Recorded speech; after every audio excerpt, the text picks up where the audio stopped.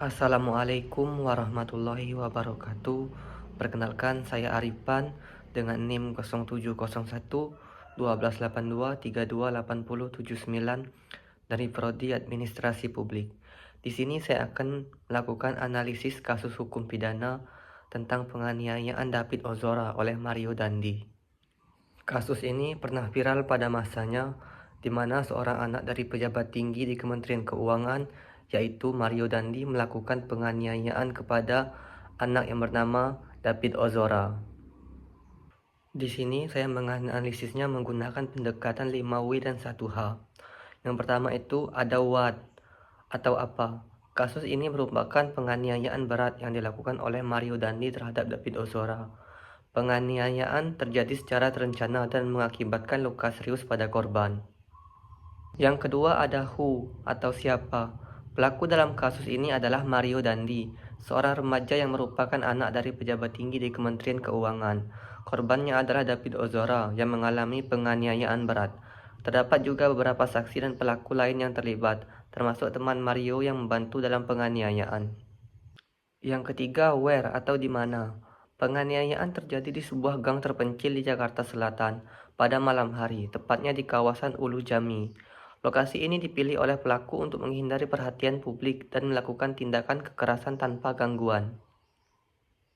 Yang keempat, when atau kapan. Peristiwa ini terjadi pada 20 Februari 2023, sekitar pukul 20:30 waktu Indonesia Barat.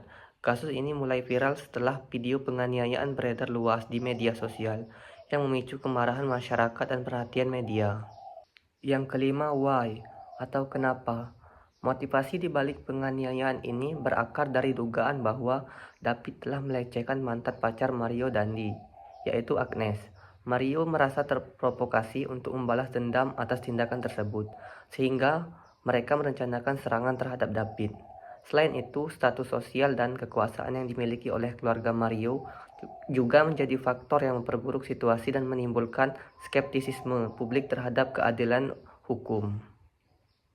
Yang terakhir adalah how atau bagaimana. Penganiayaan dilakukan dengan cara fisik, di mana Mario bersama teman-temannya menyerang David secara brutal. Mereka menendang dan memukul David hingga tidak berdaya. Video yang merekam tindakan tersebut menunjukkan bahwa pelaku tidak merasa takut akan konsekuensi hukum.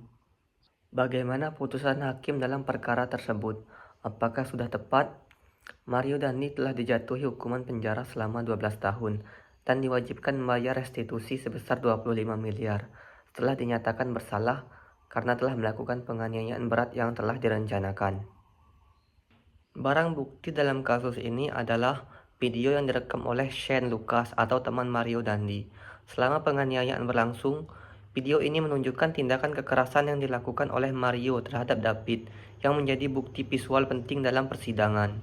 Dalam kasus ini, total ada 17 saksi yang diperiksa, termasuk ayah korban yaitu Jonathan Latu Mahina yang memberikan kesaksian tentang kondisi anaknya setelah penganiayaan dan beberapa kejanggalan yang ia temui selama proses hukum.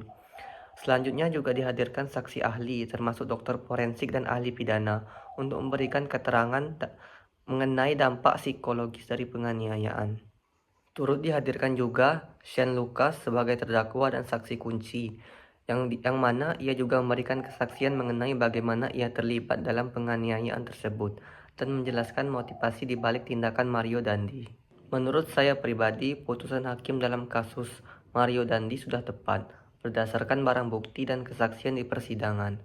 Vonis 12 tahun penjara merupakan hukuman maksimal sesuai dengan pasal 355 ayat 1 KUHP yang mengatur tentang penganiayaan berat dengan rencana terlebih dahulu, serta restitusi sebesar 25 miliar merupakan jumlah yang wajar berdasarkan bukti kerugian yang dialami korban.